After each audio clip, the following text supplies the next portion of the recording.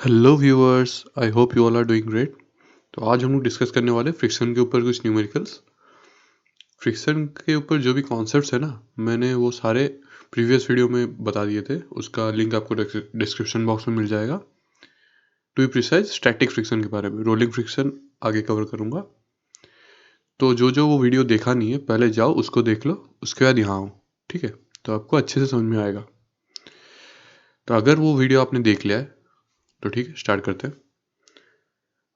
Friction के ऊपर कोई भी न्यूमेरिकल सॉल्व करने से पहले आपको ये पता होना चाहिए कि फ्रिक्शन का डायरेक्शन कैसे निकालते हैं। ठीक, तो पहले वो सीखते हैं। तो फ्रिक्शन का डायरेक्शन निकालने के लिए आपको 3 स्टेप्स फॉलो करने पड़ेंगे। 3 स्टेप्स, ठीक है। पहला स्टेप क्या है? Place a viewer on the opposite surface of concern. मतलब जिस सरफेस को आप स्टडी कर रहे हो, तो उसके ऑपोजिट में जो सरफेस है उसके ऊपर एक व्यूअर प्लेस कर दो। इसका मतलब क्या है मैं समझाऊंगा। एग्जाम्पल लेके पहले आप देख लो 3 स्टेप्स क्या है। दूसरा स्टेप क्या है कि assume the surfaces to be smooth. तो फ्रिक्शन जिस सरफेस में लग रहा है ना, मतलब जो सरफेस ऑफ कांटेक्ट में लग रहा है, उस सरफेस को दोनों स्मूथ एज्यूम कर लो थोड़ी देर के लिए, ठीक है। तीसरा स्टेप क्या है? तीसरा स्टेप है find the direction of motion. मतलब किस डायरेक्शन में जो सरफेस ऑफ कंसर्न है वो मूव करेगा अगर उसमें फ्रिक्शन कुछ नहीं लग रहा है, ठीक। तो ये हो गया आपके 3 स्टेप्स। तो एक एग्जांपल लेके आपको समझाता हूँ। ये मान लो ये एक सरफेस हुआ, इसको S1 ले लो, ठीक है। ये एक दूसरा सरफेस उसके कांटेक्ट में है। मैं जानबूझ के थोड़ा ऊपर बनाया हूँ क्योंकि आपको विजुअलाइज करने में आसानी होगा, ठीक। तो मान लो ये सरफेस H2 है, ठीक है। तो पहले हम लोग स्टडी करते हैं S1 को। आप कोई भी ले सकते हो, ऐसा कोई है मतलब हार्ड एंड फास्ट रूल नहीं है। हाँ, और एक चीज़, यहाँ पे एक फोर्स एज्यूम कर लो ताकि कुछ मूवमेंट रहे। रिलेटिव मोशन होगा तभी तो फ्रिक्शनल फोर्स लगेगा, ठीक है।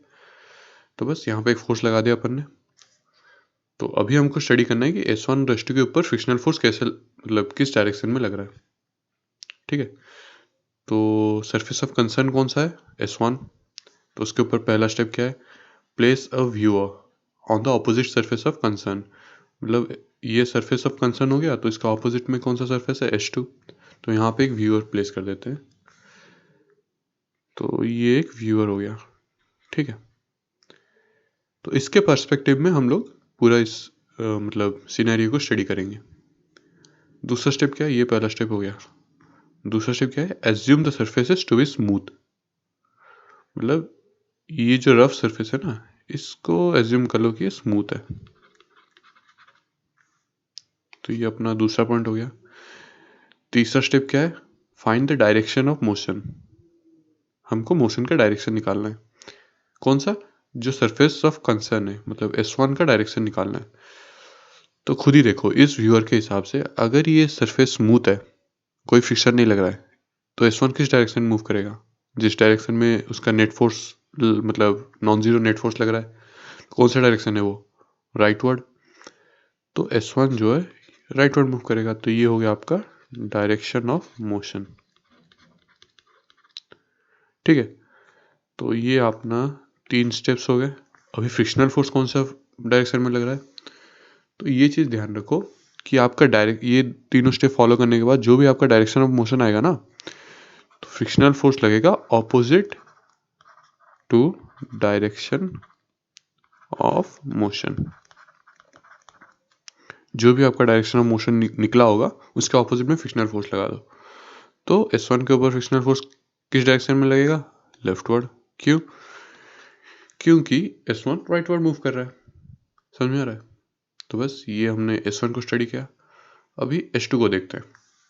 तो कलर चेंज कर लेते हैं। हाँ, ये हो गया S2, तो अभी हमारा सरफेस ऑफ कंसर्न कौन सा है? H2, ठीक है। तो पहला स्टेप क्या है? Place a viewer on the opposite surface of concern. तो यहाँ पे एक व्यूअर आ गया, ठीक है। इसके पर्सपेक्टिव में हम लोग ये मोशन स्टडी करेंगे इस बार। तो ये अपना पहला स्टेप हो गया। दूसरा क्या है? Assume the surface to be smooth. तो देखो पहले से एज्यूम कर रखा है अपन ने स्मूथ है सरफेस, तो ये हमारा दूसरा स्टेप भी हो गया। तीसरा स्टेप क्या है? Direction of motion sorry, direction of motion.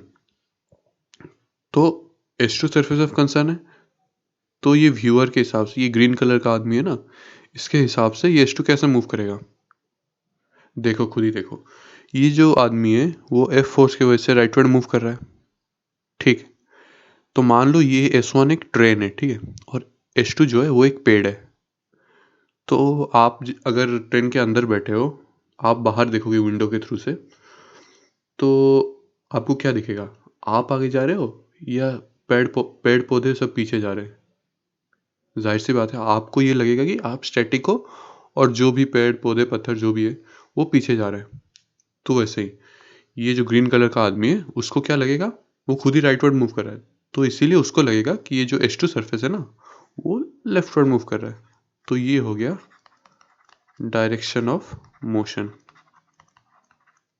ठीक है। तो आपका डायरेक्शन ऑफ मोशन मिल गया। अभी इसके मतलब डायरेक्शन ऑफ मोशन मिल गया, मतलब फ्रिक्शनल फोर्स किस डायरेक्शन में लगेगा? राइटवर्ड, H2 सरफेस के ऊपर राइटवर्ड लगेगा, और उसका वैल्यू भी उतना ही होगा जितना कि S1 के ऊपर फ्रिक्शनल फोर्स लगेगा। क्यों? क्योंकि वो रिलेटिव मोशन को अपोज करता है, तो दोनों को ऊपर, दोनों सरफेस के ऊपर एक ही फ्रिक्शनल फोर्स लगेगा, ठीक है, जिसका मैग्नीट्यूड मतलब सेम इफेक्ट मैग्नीट्यूड का होगा। तो बस अपन ने निकाल लिया। तो S1 के ऊपर जो फ्रिक्शनल फोर्स लग रहा है वो लेफ्टवर्ड लग रहा है, H2 के ऊपर जो फ्रिक्शनल फोर्स लग रहा है वो राइटवर्ड लग रहा है। समझ में आ गया? चलो अभी हम लोग न्यूमेरिकल्स करते हैं। तो ये रहा आपका पहला न्यूमेरिकल, ठीक है, नंबरिंग कर लेते हैं। तो ये एक वॉल है और मान लो ये स्मूथ है, ठीक है। ये कोई एक ब्लॉक है बड़ा सा, ये उससे छोटा ब्लॉक, मान लो ये ब्लॉक A है और ये B, और कोई एक फोर्स लग रहा है हॉरिजॉन्टल डायरेक्शन में F। ये सरफेस रफ है। ये ध्यान रखो कि मैं आपको खाली मतलब इक्वेशंस लिखाना सिखा रहा हूँ, कोई वैल्यू लेके मैं काम नहीं कर रहा हूँ। अगर आपको इक्वेशन लिखना आ गया तो क्वेश्चन में जो जो वैल्यू दिया रहेगा उसको सब्स्टिट्यूट करो और आंसर निकालो, ठीक है। तो मैं खाली आपको इक्वेशंस कैसे लिखते हैं वो सिखा रहा हूँ, ठीक है। तो चलो ये रफ हो गया। अभी हमको इन दोनों का A और B का मोशन एनालाइज करना है कि किस तरह से मूव करेंगे, क्या क्या फोर्स लग रहा है इनके ऊपर, ठीक है। तो चलो 3 स्टेप्स फॉलो करते हैं। पहला स्टेप क्या था? ऐसा कुछ था नहीं, पहले आप लोग देखो कि कौन सा सरफेस को पहले स्टडी करना है। तो मान लो हम लोग A को पहले स्टडी करते हैं। तो अगर A को स्टडी करेंगे तो व्यूअर कहाँ पे प्लेस करेंगे? आपके पास यहाँ पे 2 पॉसिबिलिटी है, आइदर वॉल के ऊपर स्टडी कर मतलब प्लेस करो या फिर B के ऊपर प्लेस करो। अच्छा वॉल तो स्मूथ है तो इसके ऊपर प्लेस करके कोई फ़ायदा है नहीं, ठीक है, क्योंकि यहाँ पे तो फ्रिक्शनल फोर्स लग ही नहीं रहा। तो बस अपन रफ सरफेस के ऊपर प्लेस करते हैं, तो ये B के ऊपर प्लेस कर लिया अपन ने, ठीक है। तो अभी इसके पर्सपेक्टिव में हम लोग ये पूरा सिस्टम का मोशन एनालाइज करेंगे। तो चलो FBD बनाते हैं। ये हो गया आपका ब्लॉक A, तो वेट लगेगा MAG, ठीक। हाँ ये ट्रायंगल बन गया थोड़ा सा, हाँ A।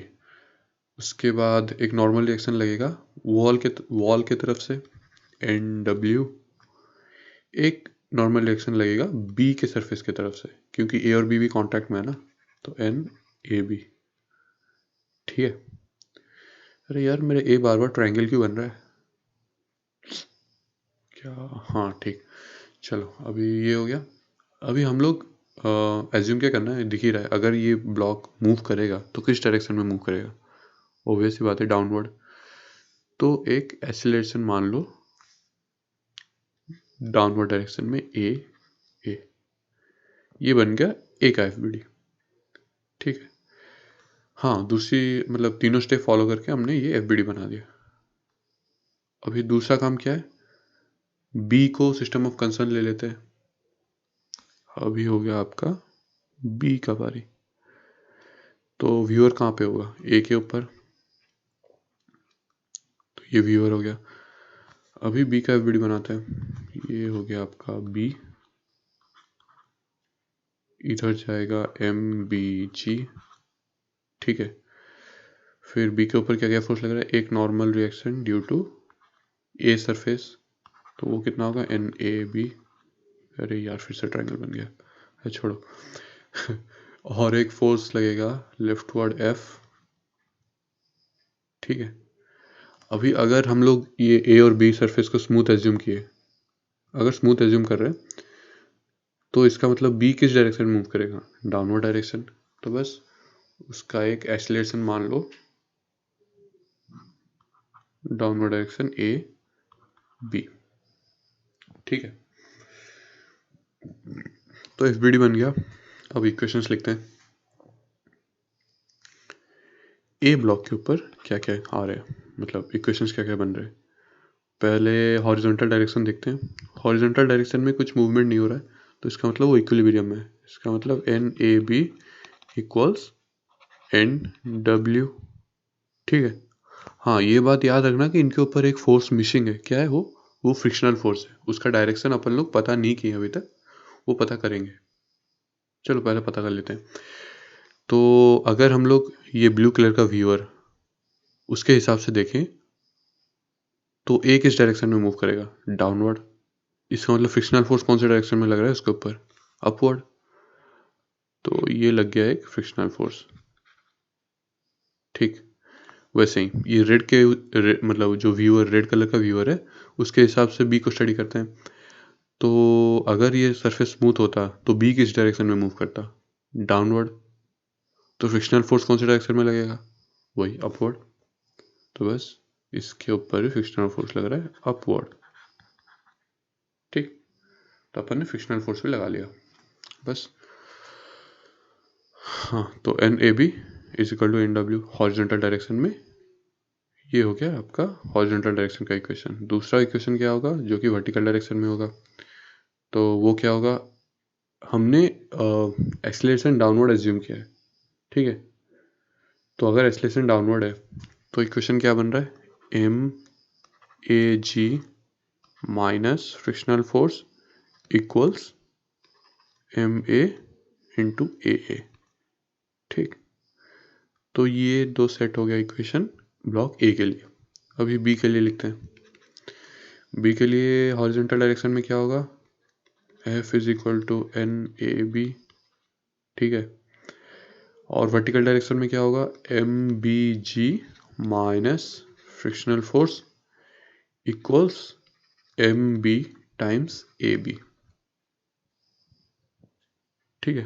तो बस बी का भी क्वेश्चन लिख दिया अपन ने। तो चलो अभी सॉल्व करते हैं इसको। अभी हाँ, चलो खाली इक्वेशन से चाहिए ना।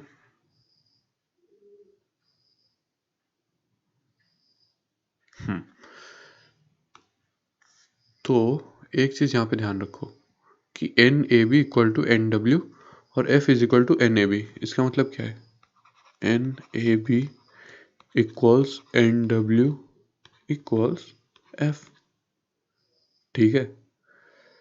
तो बस अभी वर्टिकल डायरेक्शन का देखते हैं। वर्टिकल डायरेक्शन में देखो कॉमन क्या है, फ्रिक्शनल फोर्स सेम है, तो इसका मतलब frictional force equals MA times G minus AA, ठीक है। तो that is also equal to, इस बी ब्लॉक के हिसाब से MB times G minus AB, ठीक है। तो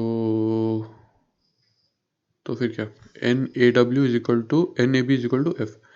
तो मान लो कि AA is not equal to AB, मान लो, एज्यूम करो ये। अगर ये एज्यूम किए तो इसका मतलब क्या है, जो फ्रिक्शनल फोर्स लग रहा है वो लिमिटिंग फ्रिक्शन होगा, ठीक है।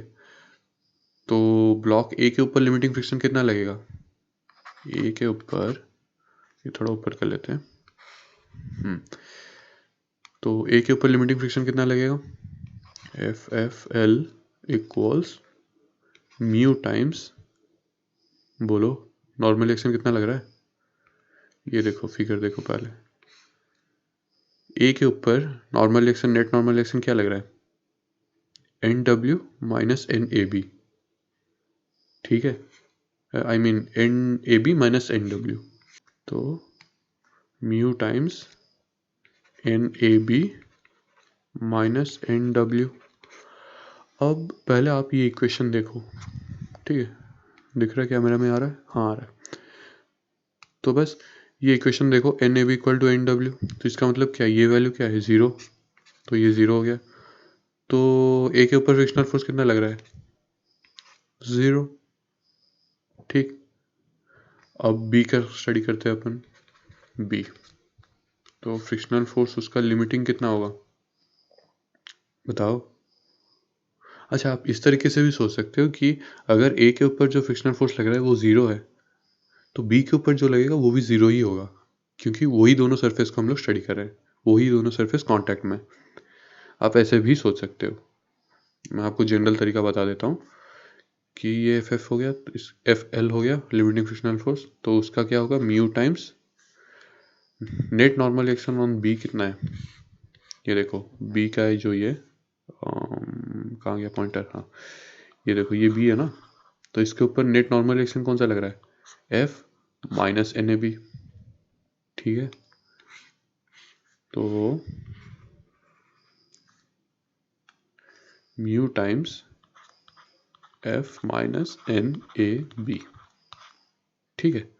तो ये देखो हमने ये लिखा था क्या कि N W is equal to N A B is equal to F, तो एन ए बी जो वैल्यू है जिसका उसका उसका वैल्यू एफ मतलब बराबर एफ का है, तो एन ए बी बराबर एफ, इसका मतलब क्या होगा, ये जो वैल्यू है वो ज़ीरो है, तो चलो ये भी ज़ीरो हो गया। तो ए के ऊपर जो फ्रिक्शनल फोर्स लग रहा है वो भी ज़ीरो है, बी के ऊपर जो फ्रिक्शनल फोर्स लग रहा है वो भी ज़ीरो है, ठीक है।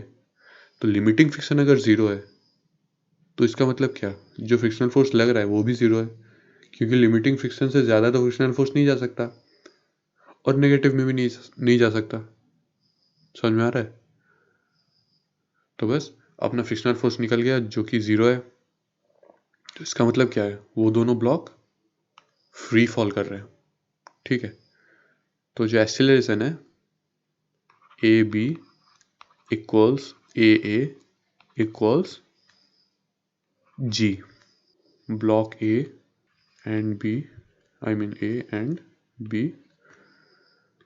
Are in free fall state, ठीक है। तो ये हो गया आपका मोशन एनालिसिस इस न्यूमेरिकल के लिए। चलो अभी बढ़ते हैं नेक्स्ट न्यूमेरिकल के ऊपर। तो ये रहा आपका दूसरा न्यूमेरिकल। तो दूसरा एक्चुअली दो केसेस होंगे, दो चीज़ आपके डिस्कस करूँगा। ये देखो मैं थोड़ा सा नीचे कर लेता हूँ स्क्रीन को, हाँ। ये एक बड़ा सा ब्लॉक है और ये थोड़ा सा छोटा, ये ग्राउंड है जो कि रफ है, मतलब सारा all the surfaces are rough. तो ये रहा आपका दूसरा न्यूमेरिकल, ठीक है। ये मान लो ब्लॉक ए है और ये बी, और जैसे ही क्वेश्चन में दिया गया ऑल सर्फेसेस आर रफ, और एक फोर्स लग रहा है जो कि ए ब्लॉक के ऊपर लग रहा है, मान लो एफ।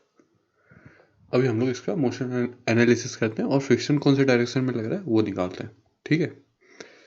तो वैसे ही पहला स्टेप क्या था, पहले चूज करो कि आपका सरफेस ऑफ कंसर्न कौन सा है। मान लो हम लोग पहले बी को स्टडी करते हैं, ठीक है।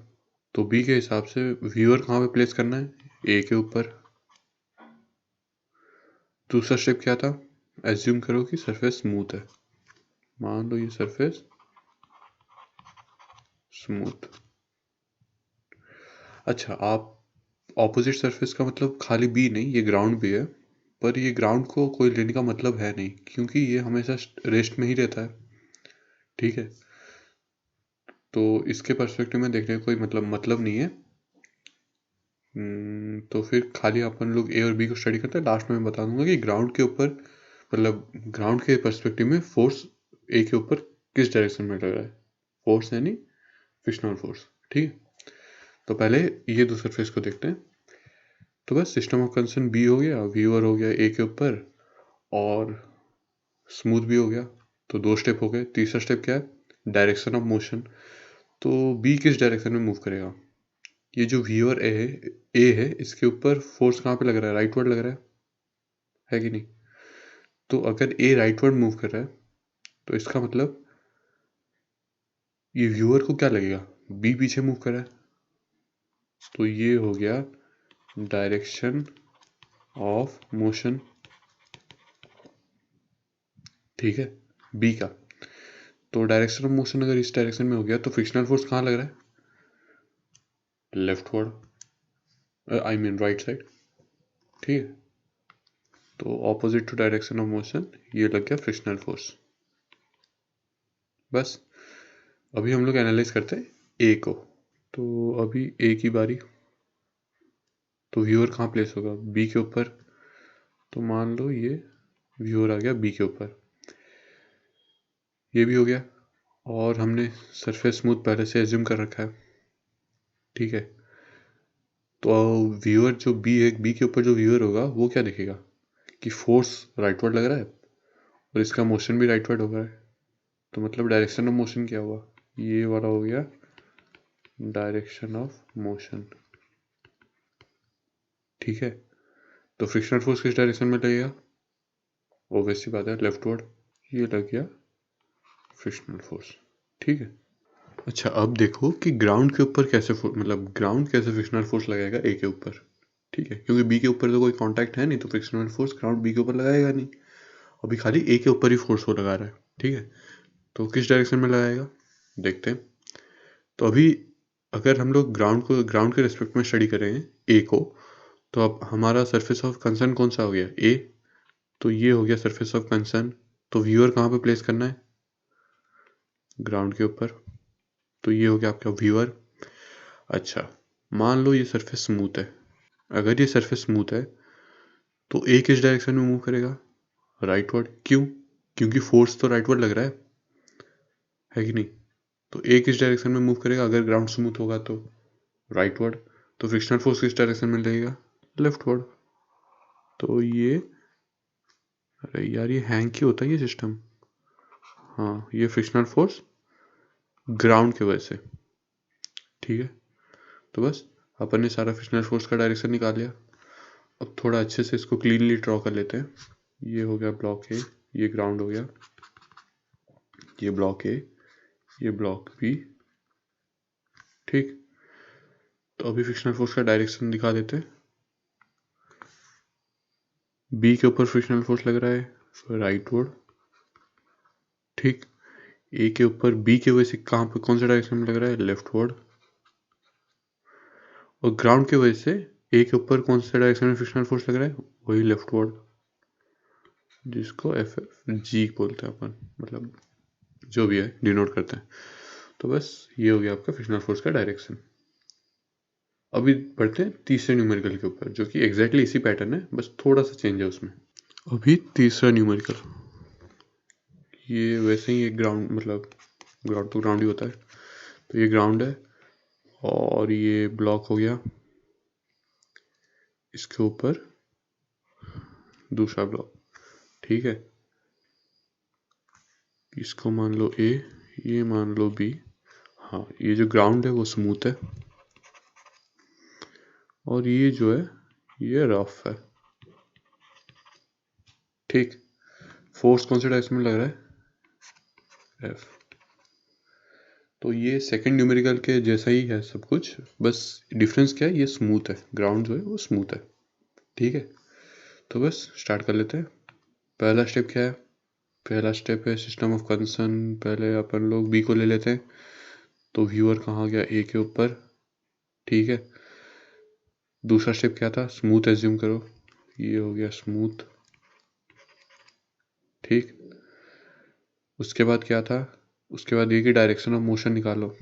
तो ये व्यूअर जो है वो राइटवर्ड मूव कर रहा है, क्यों? क्योंकि एफ राइटवर्ड डायरेक्शन में मूव कर मतलब लग रहा है, तो इसका मतलब ये व्यूअर राइटवर्ड मूव कर रहा है, तो इस व्यूअर के हिसाब से बी कौन से डायरेक्शन में मूव करेगा? लेफ्टवर्ड।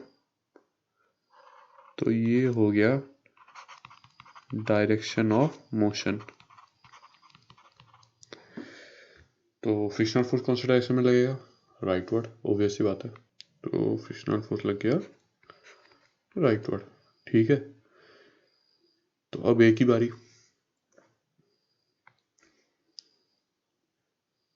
तो अभी ए हमारा सिस्टम ऑफ कंसर्न है। व्यूअर कहाँ होगा? व्यूअर बी के ऊपर होगा। उसके बाद क्या है? स्मूथ, जो कि अपन ने पहले से मान रखा है, ठीक।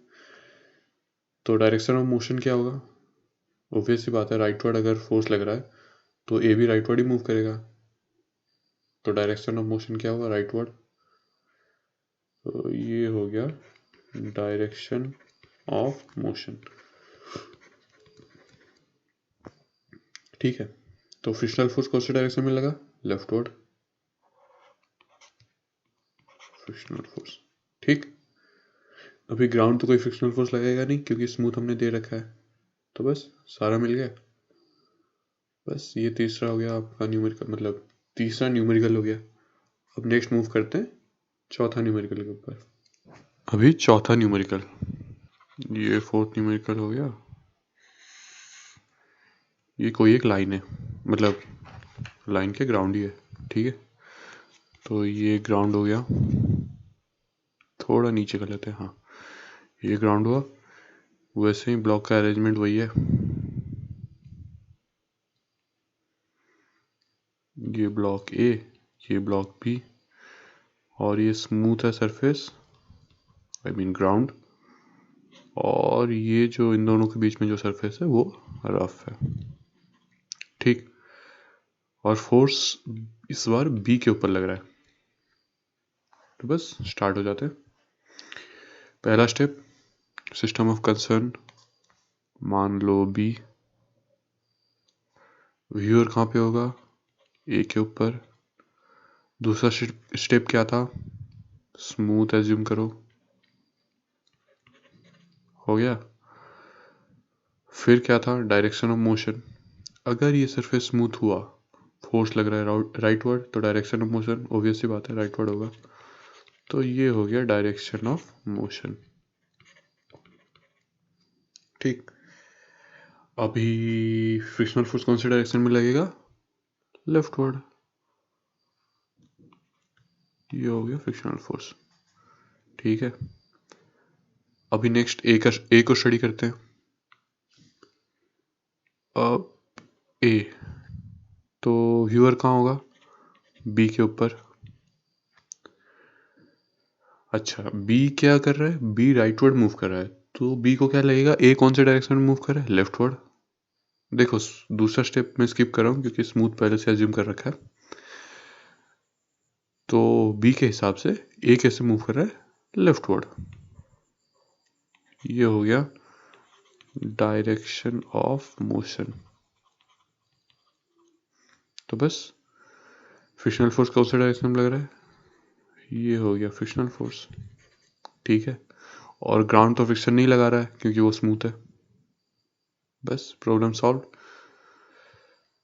उसके बाद ये अगला वाला न्यूमेरिकल थोड़ा सा डिफिकल्ट है। डिफिकल्ट तो नहीं है, अरे कुछ भी नहीं है यार, 3 स्टेप फॉलो कर लो तो हो गया। ये आपका हो गया 5वां न्यूमेरिकल, ठीक। तो वही अरेंजमेंट, ब्लॉक, ये ग्राउंड, फिर इसके ऊपर एक ब्लॉक और, फिर फोर्स उसी डायरेक्शन में एफ, ये ए ब्लॉक ए, ये ब्लॉक बी। इस बार ऑल सरफेसेस आर रफ, ठीक है। तो सारे सरफेस रफ हो गए, तो बस स्टार्ट हो जाते हैं। पहला स्टेप, सिस्टम ऑफ कंसर्न, मान लो बी। अच्छा, मैं बार बार बी को मान रहा हूँ, आप ए भी मान सकते हो, वैसे ही आपका निकलेगा, कोई ज़्यादा डिफिकल्ट या इजी नहीं होगा। बस जो भी मर्जी है पहले उसको मान लो, ठीक है। तो बस सिस्टम ऑफ कंसर्न क्या हो गया? बी। नेक्स्ट, व्यूअर कहाँ आएगा? ए के ऊपर। दूसरा काम क्या था आपका? स्मूथ, एक्चुअल स्मूथ नहीं, एज्यूम कर रहा हूँ स्मूथ। तो बस अभी डायरेक्शन ऑफ मोशन क्या हो गया, अगर ए से देखेंगे तो बी के ऊपर फोर्स हाँ राइटवर्ड मूव कर रहा है लग रहा है, तो इसका मतलब कौन सा डायरेक्शन मूव करेगा, राइटवर्ड। तो ये हो गया डायरेक्शन ऑफ मोशन। ठीक है, तो अभी फ्रिक्शनल फोर्स कौन से डायरेक्शन में लगेगा, इसका मतलब लेफ्टवर्ड। तो ये लग गया आपका फ्रिक्शनल फोर्स। समझ में आ रहा है। अब ए की बारी, तो ये अभी सिस्टम ऑफ कंसर्न ए हो गया, अपन ने व्यूअर प्लेस कर दिया ए के ऊपर। ठीक है, तो बी राइटवर्ड मूव कर रहा है, तो बी के हिसाब से ए कौन से डायरेक्शन में मूव करेगा, लेफ्टवर्ड। अच्छा सेकंड स्टेप स्मूथ है, ठीक है, बार बार ये मैं स्किप कर रहा हूँ बोलना। तो बस बी राइटवर्ड मूव कर रहा है, तो ए मतलब बी को दिखेगा कि ए लेफ्टवर्ड मूव कर रहा है। तो ये हो गया direction of motion as seen by B. ठीक है, तो फ्रिक्शनल फोर्स कौन से डायरेक्शन में लगेगा, राइटवर्ड। ये हो गया फ्रिक्शनल फोर्स। बस अब ग्राउंड की बारी है, तो अपन लोग ग्राउंड को तो स्टडी नहीं करेंगे, ए को स्टडी करेंगे। तो सिस्टम ऑफ कंसर्न ए ही है, अभी ग्राउंड में एक व्यूअर को प्लेस करना पड़ेगा। तो ये एक व्यूअर आ गया ग्राउंड के ऊपर। ठीक, तो इसको क्या दिखेगा, ए कौन से डायरेक्शन मूव कर रहा है, बताओ अच्छे से बताओ। देखो बी के ऊपर फ्रिक्शनल फोर्स, बी के मतलब ए के ऊपर फ्रिक्शनल फोर्स बी के वजह से किस डायरेक्शन में लग रहा है, राइटवर्ड। लेफ्टवर्ड में कोई फोर्स लग रहा है क्या, नहीं। तो इसका मतलब डायरेक्शन ऑफ मोशन क्या हो गया, as seen by viewer on the ground, rightward. तो ये हो गया direction of motion with respect to ground. ठीक है, तो फ्रिक्शनल फोर्स कौन से डायरेक्शन में लगेगा, लेफ्टवर्ड। तो ये लग गया आपका frictional force due to ground. ठीक, तो बस ये सारे फ्रिक्शनल फोर्स लग गए। हाँ, यहाँ पे एक चीज़ देखने वाली बात है कि यहाँ पे दो केसेस आ रहे हैं। ठीक है, पहला केस क्या है, केस वन, अगर फ्रिक्शनल फोर्स मतलब ए और बी के बीच में जो फ्रिक्शनल फोर्स है वो ग्रेटर देन, मतलब उसका जो लिमिटिंग फ्रिक्शन है वो greater than frictional force due to ground, उसका लिमिटिंग फ्रिक्शन। अगर ए और बी के बीच में जो फ्रिक्शन है, जो लिमिटिंग फ्रिक्शन है वो ज़्यादा है ग्राउंड का लिमिटिंग फ्रिक्शन के मतलब क्या रेस्पेक्ट में, तो क्या होगा, तो ये होगा कि ए और बी के बीच में कोई मोशन आएगा ही नहीं। क्यों नहीं आएगा, क्योंकि ग्राउंड मतलब ए और बी अपना फ्रिक्शन लिमिटिंग फ्रिक्शन को क्रॉस करे उससे पहले ग्राउंड का लिमिटिंग फ्रिक्शन क्रॉस हो जाएगा, जिसके वजह से ए और बी ब्लॉक मूव करना स्टार्ट हो जाएंगे। ठीक है, तो अगर ए और बी ब्लॉक दोनों ही मूव करना स्टार्ट हो गए तो इसका मतलब उन दोनों में रिलेटिव मोशन कितना हुआ, क्या हुआ, कुछ नहीं, मतलब वो दोनों सरफेस स्लाइड नहीं कर रहे। ये देखो अच्छे से समझा रहा हूँ, ये जो ब्लॉक ए है और ये बी है, अगर इन दोनों के बीच में जो फ्रिक्शन है ना उसका लिमिटिंग फ्रिक्शन ग्राउंड के रिस्पेक्ट में जो लिमिटिंग फ्रिक्शन है उससे ज़्यादा हो गया, ठीक है, जो कि यहाँ पे मैं लिखा हूँ, तो क्या होगा, तो ये होगा कि ये दोनों अपना लिमिटिंग मतलब ये सरफेस अपना लिमिटिंग फ्रिक्शन क्रॉस करे उससे पहले ग्राउंड क्रॉस कर जाएगा। ठीक है, तो अगर ग्राउंड अपना लिमिटिंग फ्रिक्शन क्रॉस कर गया तो ए स्लाइड करना स्टार्ट हो गया, तो इसका मतलब क्या, वो ए और बी दोनों मोशन में आ गए। अगर ए राइटवर्ड मूव करे इसका मतलब बी उसके ऊपर है तो वो भी राइटवर्ड मूव कर रहा है। ठीक है, तो दोनों साइमल्टेनियसली मूव करना स्टार्ट हो जाएंगे। तो अगर दोनों साइमल्टेनियसली मूव किए तो दोनों के अंदर रिलेटिव मोशन क्या हुआ, कुछ नहीं। तो इसका मतलब क्या है कि both will move in rightward direction with same acceleration. ठीक, तो block A and B will have same acceleration। समझ में आ रहा है। अब दूसरा केस क्या है, ये हो गया केस 2। दूसरा केस ऑब्वियस सी बात है कि frictional force limiting is less than frictional force of ground का लिमिटिंग फ्रिक्शन। ये लिमिटिंग मतलब इम्पोर्टेंट है क्योंकि फ्रिक्शनल फोर्स तो अलग अलग मतलब वेरिएबल फोर्स है ना, एडजस्टेबल फोर्स है तो अलग अलग लगेगा। लिमिटिंग डाल देने से क्या है कि इससे ज़्यादा तो नहीं लग सकता, ये फाइनल है। ठीक है, तो बस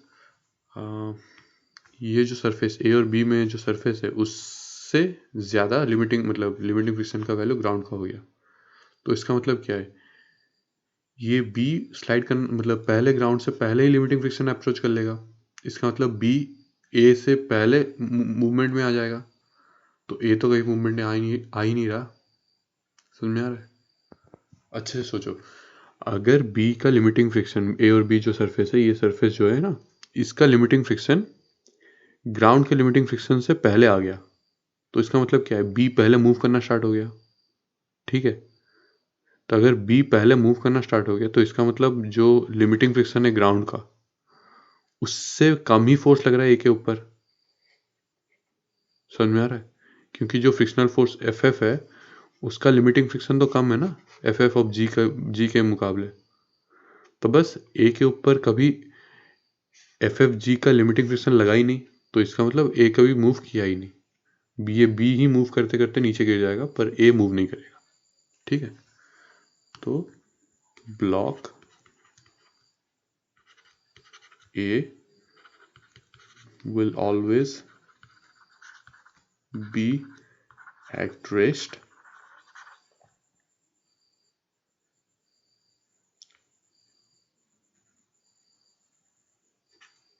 ये हो गया आपका 2 केसेस। ठीक है, अब आगे हम लोग एक केस स्टडी करने वाले, बहुत ही इंटरेस्टिंग है, तो चलो देखते हैं क्या है। अच्छा देखो, अभी एक बहुत ही इंटरेस्टिंग सा केस स्टडी करने वाले हैं। ठीक है, ये केस स्टडी हो गया। मान लो ये कोई एक आइस का स्लैब है। ठीक है, ये दोनों आइस के स्लैब्स हैं और यहाँ पे एक बंदा दौड़ रहा है। ठीक है, अरे यार ये क्या ड्राइंग बना रहा हूँ मैं, छोड़ो। ये कोई एक बंदा दौड़ रहा है जो लंबे लंबे स्टेप्स ले रहा है, लॉन्ग स्टेप्स। मान लो ये आप हो, यू। यहाँ पे कोई एक बंदा है जिसको फिजिक्स आती है, तो ये छोटे छोटे स्टेप्स ले रहा है, स्मॉल स्टेप्स। मान लो मैं तो ये आप हो जो कि गधे हो, लंबे लंबे स्टेप्स ले रहे हो। ठीक है, और ये मैं हूँ जिसको फिजिक्स आता है, इसलिए छोटा छोटा स्टेप्स ले रहा है। ये दोनों क्या है, आइस के स्लैब्स हैं। तो अभी आपको ये पता करना है कि आपको अगर एंड पॉइंट में पहुंचना है इजीली, तो आप लंबे स्टेप्स लोगे या स्मॉल स्टेप्स लोगे, मतलब मेरे हिसाब से चलोगे या अपना अकल लगाओगे। सोचो, पॉज करो वीडियो को और सोचो, अच्छे से सोचो। सोच लिया? मुझे पता है आपने नहीं सोचा, ठीक है कोई नहीं, मैं बता रहा हूँ। तो ये देखो, ये जो लंबे लंबे स्टेप्स ले रहा है, इस फुट को स्टडी करो। दिख रहा है सबको? ये फोर्स किस डायरेक्शन में लगा रहा है, ऐसे, एफ। ये एंगल मान लो थीटा है। ठीक है, तो इसका ये कंपोनेंट क्या हो गया, एफ कॉस थीटा।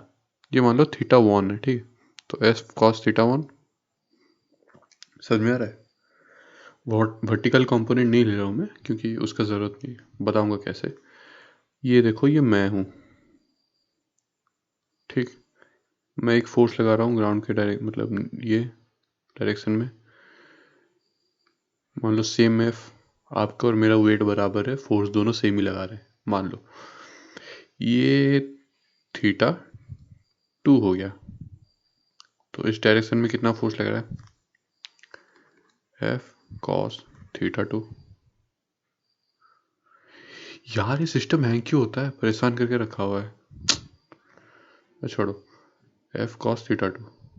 तो अभी देखो, theta one is less than theta two, सबको दिख रहा है? ठीक।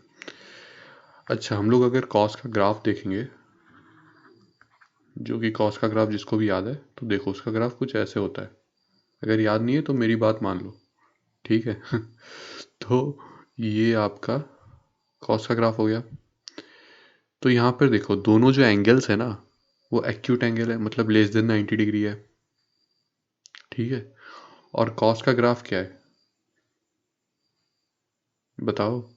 कॉस का ग्राफ डिक्रीजिंग फंक्शन है, 0 से 90 डिग्री में। देखते हैं, कलर चेंज कर लेता हूँ, ठीक है। 0 से 90 डिग्री में कॉस का जो वैल्यू है ना, वो डिक्रीज कर रहा है। सबको दिख रहा है? तो बस कॉस का वैल्यू डिक्रीज कर रहा है, इसका मतलब cos theta one is greater than cos theta two, ठीक है। तो F cos theta one is greater than F cos theta two, क्योंकि एफ का वैल्यू तो बराबर है, ठीक है। तो अगर एफ लेफ्टवर्ड लग रहा है, तो फ्रिक्शनल फोर्स जो भी है, थोड़ा सा है पर है तो सही, किस डायरेक्शन में लगेगा? राइटवर्ड। तो फ्रिक्शनल फोर्स ये लग गया राइटवर्ड, ये फ्रिक्शनल फोर्स 1 मान लो। और मेरे केस में कहाँ पे लग रहा है? वो भी राइटवर्ड, ये हो गया फ्रिक्शनल फोर्स 2, ठीक है। तो यहाँ पर देखने वाली बात यह है कि जो म्यू का वैल्यू है ना, म्यू का जो वैल्यू है वो बहुत ज़्यादा छोटा है, बहुत ही ज़्यादा छोटा है। इसलिए तो अपन आइस के ऊपर स्लिप करते हैं। तो लिमिटिंग फ्रिक्शन क्या हो गया? Mu times N.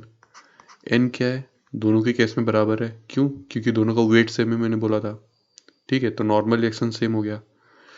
चलो मैं बना ही देता हूँ कि वेट एम जी है, तो नॉर्मल रिएक्शन एन है।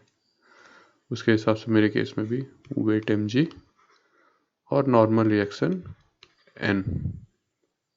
तो म्यू एन दोनों के केस में, लिमिटिंग फ्रिक्शन दोनों के केस में बराबर है। तो म्यू एन का जो वैल्यू है वो रियली स्मॉल है, ठीक।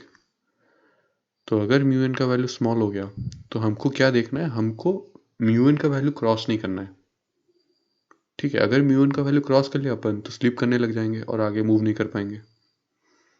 समझ में आ रहा है? तो म्यू एन को अगर क्रॉस नहीं करना है, तो इसका मतलब हम लोग को कम से कम फोर्स लगाना पड़ेगा, ठीक। तो इसका मतलब थीटा का वैल्यू कितना, मतलब ज़्यादा होना चाहिए या कम होना चाहिए? ऑब्वियस सी बात है, ज़्यादा होना चाहिए, क्योंकि अगर थीटा ज़्यादा हुआ तो फोर्स हॉरिजॉन्टल डायरेक्शन में, लेफ्टवर्ड में कम लगेगा, जिसके वजह से फ्रिक्शनल फोर्स मतलब आपको आगे धकेलने में हेल्पफुल होगा। क्योंकि अगर आप म्यू एन को क्रॉस कर गए तो आप स्लिप करने लग जाओगे। समझ में आ रहा है? तो बस इसीलिए जब भी आप आइस के ऊपर चलो ना, तो स्मॉल स्टेप्स लेना चाहिए, ताकि आप फिसल के गिरो ना, ठीक है। तो मैं जो काम कर रहा हूँ वो सही काम है, आप जो काम कर रहे हो वो गलत है, ठीक है। तो बस अभी एक और तरीके का न्यूमेरिकल्स लेते हैं, उसके बाद हम लोग रैप अप करेंगे। तो ये हो गया आपका 6th न्यूमेरिकल स्टार्ट, ठीक है। तो उसका भी ये एक वॉल हो गया, ये एक बड़ा सा block,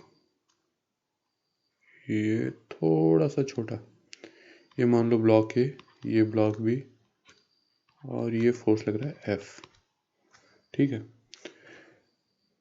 all surfaces are rough, ठीक। तो सारे सरफेसेस रफ है।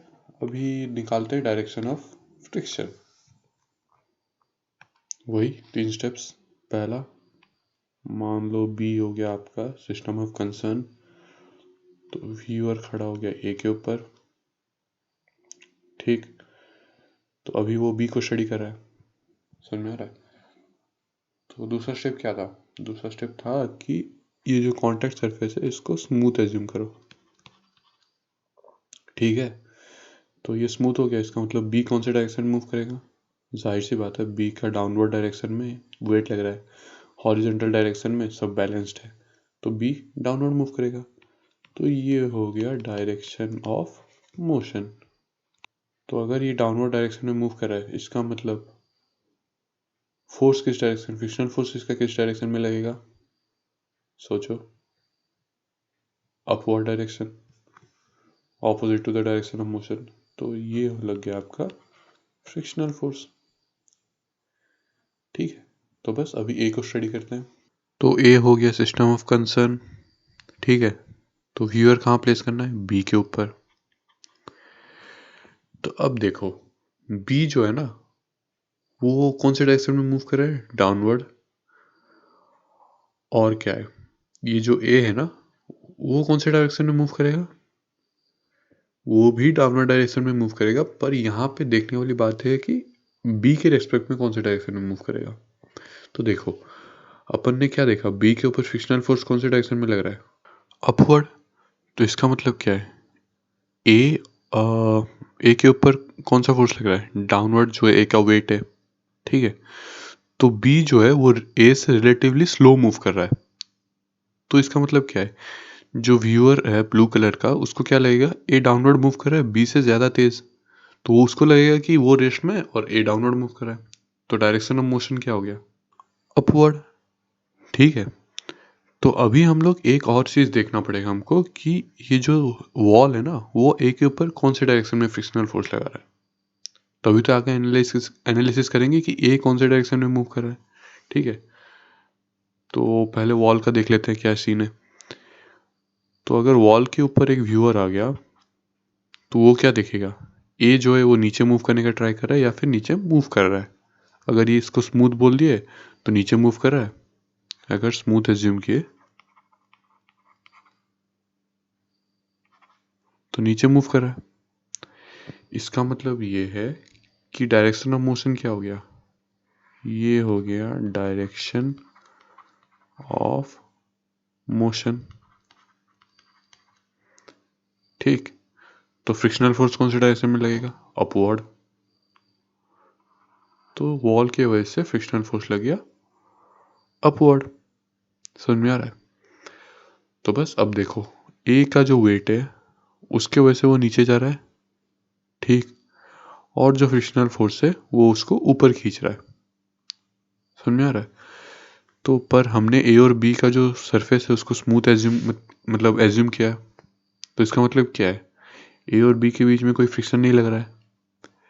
तो बी जो है वो कैसा मूव करेगा, वो एम जी की वजह से डाउनवर्ड मूव करेगा, और उसका एक्सीलरेशन क्या हो गया, M B G by M B, मतलब mass into acceleration by mass that is equal to acceleration. मतलब ये जो बी है वो फ्री फॉल करेगा अगर ये स्मूथ है तो हमने बी का वैसे भी निकाल चुका है फ्रिक्शनल फोर्स। तो अगर ये चीज़ स्मूथ होता तो कोई फ्रिक्शन लगता नहीं और बी नीचे फ्री फॉल कर लेता। तो इसका मतलब बी का जो स्पीड है वो ए से ज़्यादा है। ठीक है, अच्छे से समझो, बी का जो स्पीड है वो ए से ज़्यादा है अगर ये स्मूथ है। तो इसका मतलब डायरेक्शन ऑफ मोशन, मतलब बी को क्या लगेगा कि वो आगे निकल गया, नहीं, बी को लगेगा कि वो रेस्ट में और ए पीछे रह गया, मतलब वो पीछे जा रहा है, ए जो है वो पीछे मूव कर रहा है। तो जो ब्लू कलर का व्यूअर है उसको क्या लगेगा, एक सेकेंड थोड़ा स्क्रीन नीचे कर लेते हैं। हाँ, तो जो ब्लू कलर का व्यूअर है उसको लगेगा कि ये डायरेक्शन ऑफ मोशन है। ठीक है, तो फ्रिक्शनल फोर्स कौन से डायरेक्शन में लग रहा है ए के ऊपर, बी के वजह से, ऑब्वियसली बात है डाउनवर्ड। तो ये लग गया फ्रिक्शनल फोर्स। अच्छा, ये एफ येलो कलर का मतलब वॉल के वजह से को लगा दो डब्ल्यू, ताकि डिफ्रेंशिएट हो जाए। तो बस ये फ्रिक्शनल फोर्स का डायरेक्शन अपन ने निकाल लिया। ठीक है, तो मैं प्लान कर रहा था आज ये मतलब ये जो एक तरीके का न्यूमेरिकल देखो ऐसे 3 ब्लॉक वाला, 1 2 3, इसको भी कवर करूँ, पर वीडियो बहुत लंबा खींच गया। ठीक है, तो बस यहीं पर ख़त्म करते हैं। नेक्स्ट वीडियो में रोटेशनल फ्रिक्शन के साथ इस कैटेगरी को मतलब मैं कवर करूँगा। आप स्लोली सब कुछ डाइजेस्ट करो, ठीक है, धीरे धीरे डाइजेस्ट करो। तो बस आज का वीडियो यहीं पर समाप्त करते हैं। पर इससे पहले अगर मतलब मैं आपका एक सजेशन मांग रहा हूँ कि मेरे जो वीडियोस है वो आपको लंबे लग रहे या फिर ठीक है। अगर लंबे लग रहे हैं कमेंट सेक्शन में डालो कि लंबा है, ताकि मैं छोटा छोटा वीडियोस बनाऊँ। छोटा वीडियोस मतलब ये नहीं कि मैं सिलेबस ख़त्म करने में लेट कर दूंगा। मैं थोड़ा मतलब रेगुलरली वीडियो अपलोड करूँगा, मतलब हफ्ते में 2 वीडियोस डालता हूँ, 3 या 4 वीडियोस कर दूंगा। ठीक है, तो कमेंट्स में लिखो आपको क्या चाहिए। तब तक के लिए have a good day, bye bye.